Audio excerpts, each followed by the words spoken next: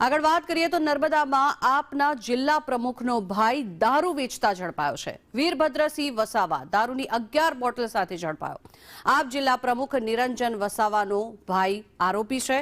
પોલીસે દારૂ સહિતનો મુદ્દામાલ જપ્ત કરી તપાસ હાથ ધરી છે। મહત્વનું છે કે આ ગુજરાત છે, ગાંધીનું ગુજરાત ડ્રાય સ્ટેટ કહેવામાં આવે છે। દારૂબંધી છે અહીંયા અને આ ગુજરાતમાં જ આ રીતે નેતાનો ભાઈ ખુદ જે રીતે દારૂનું વેચાણ કરતો ઝડપાયો છે તેની સામે કાયદેસરની કાર્યવાહી કરવામાં આવશે।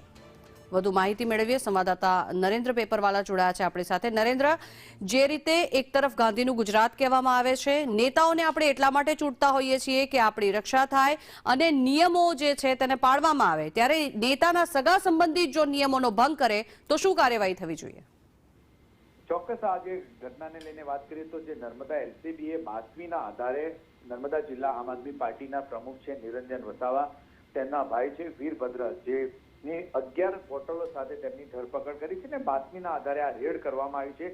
ત્યારે આ ઘટનાને લઈને ભરૂચના સાંસદ મનસુખ વસાવાએ સોશિયલ મીડિયામાં પોસ્ટ મૂકી છે અને તેમને સીધો આમ આદમી પાર્ટી પર આક્ષેપ કર્યો છે કે તેમના જે અરવિંદ કેજરીવાલ અને તેમના ચેલાઓ મંચ પરથી સુફિયાણી વાતો કરે છે, પરંતુ આ છે આમ આદમી પાર્ટીનો અસલી સંસ્કાર।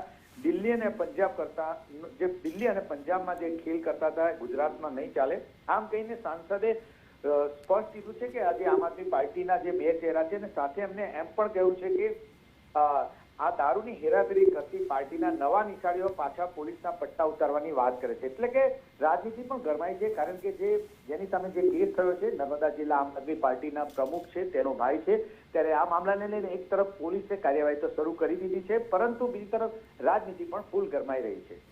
જી આભાર નરેન્દ્ર સમગ્ર માહિતી બદલ। તો જે રીતે આ સમગ્ર મામલો સામે આવ્યો છે તેને લઈને અનેક નિવેદનો સામે આવી રહ્યા છે એક બાદ એક, કારણ કે આક્ષેપ પ્રતિ આક્ષેપ કરવામાં આવી રહ્યા છે અને આ સમગ્ર ઘટનાની વચ્ચે દારૂની બોટલ સાથે નેતાના ભાઈની ધરપકડ કરવામાં આવી છે। કાયદેસરની કાર્યવાહી હાથ ધરાશે।